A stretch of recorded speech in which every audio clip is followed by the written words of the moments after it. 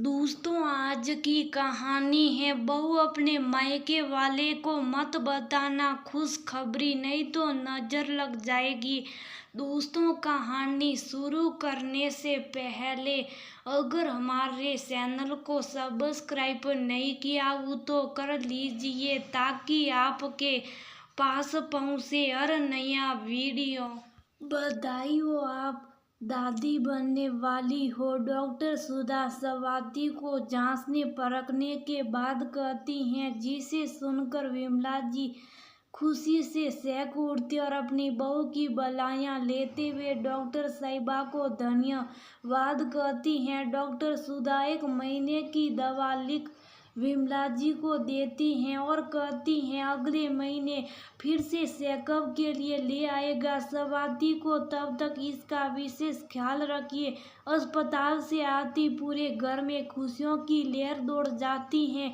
आखिर घर का पहला बच्चा आने वाला था, वो भी कहीं वर्षों बाद। घर के हर एक सदस्यों को ये खुशखबरी सुनाई जाती है, यहाँ तक कि विमला जी की ननदों को भी, पर स्वाति के मायके वालों को इस खुशखबरी से दूर रखा जाता। ये कहकर कि बाहर वालों को इतनी जल्दी खुशखबरी सुनाने से नजर लग जाती है और कुछ बुरा होने का अंदेशा हमेशा लगा रहता है। साथ में विमला जी ये भी कहती हैं कि वह खुद सही समय आने पर उसके मायके वालों को ये खुशखबरी सुना देगी। तब तक वह अपने मायके वालों को कुछ नहीं बताएगी। स्वाति के मन में डर और दुविधा भरते हुए विमला जी कहकर अपने कमरे में चली जाती हैं, पर स्वाति को अपने मायके वालों से इतनी बड़ी खुशखबरी सुनाना ये बात कुछ जैसी नहीं। आखिर वे हमारे माँ बाप है और होने वाले बच्चे के नाना नानी, ऐसे में इतनी बड़ी खुशखबरी सुनाना कैसे किसी को अच्छा लग सकता था। यही सोचकर एक दिन स्वाति अपनी माँ को फोन करने जा ही रही थी कि विमला जी आ जाती हैं और उसे फिर से आगाह कर देती हैं कि अपने किसी रिश्तेदार को ये खबर नहीं सुनाई जब तक 3 माह बीत नहीं जाते हैं। एक बार स्वाति बोली भी, माँ जी कम से कम मुझे अपनी माँ को तो ये खुशखबरी सुनाने दीजिए, आखिर वो भी तो नानी बनने वाली हैं। और भला एक बेटी अपनी माँ से इतनी बड़ी बात कैसे छुपा सकती है।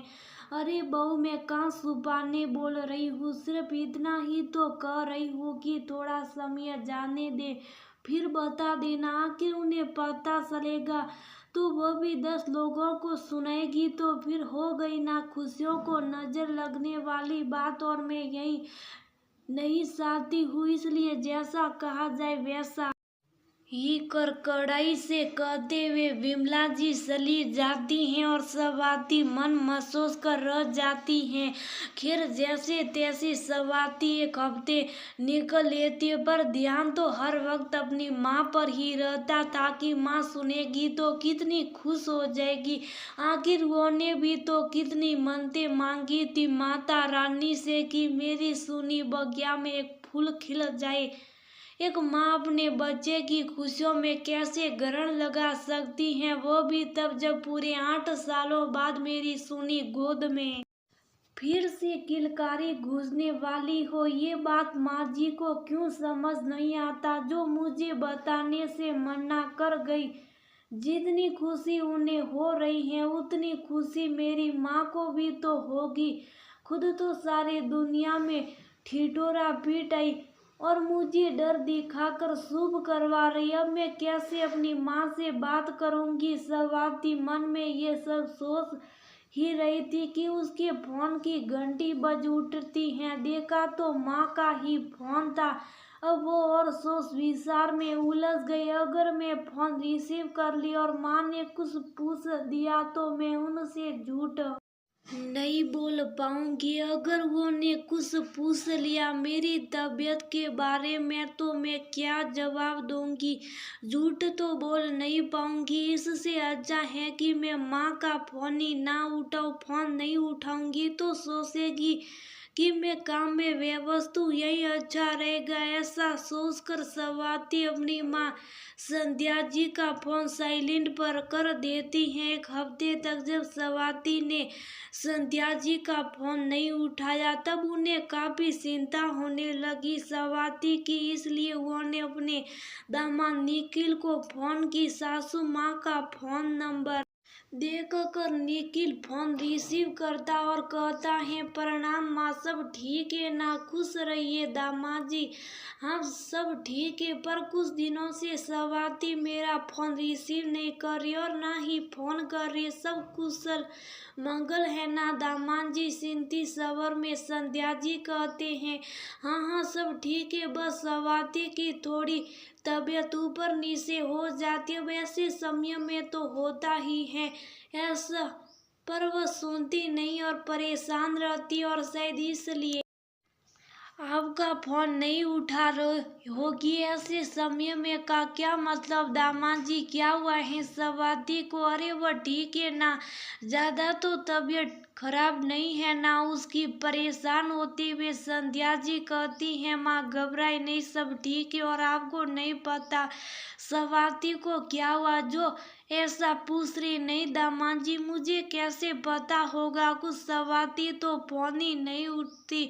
अरे माँ आप नानी बनने वाली, भला इतनी बड़ी खुशखबरी आपसे स्वाति ने नहीं कहा, वो भी ना कुछ भी करती है माँ? खुशी जाहिर करते हुए निखिल कहता है, कोई नहीं दामाद जी, इतनी बड़ी खुशखबरी मिल गई, वो भी आपके मुंह से, इससे बड़ी बात क्या हो सकती है? बहुत बहुत बधाई दामाद जी, भगवान आप दोनों के जीवन में ऐसे ही खुशियां भरते रहे, ऐसा आशीर्वाद देकर संध्या जी निखिल से कहती हैं, अच्छा दामाद जी, रात को घर पहुंचकर स्वाति से जरा बात करवा दीजिएगा, वह तो मेरा फोन उठा नहीं रही है इसलिए कह रही हूँ।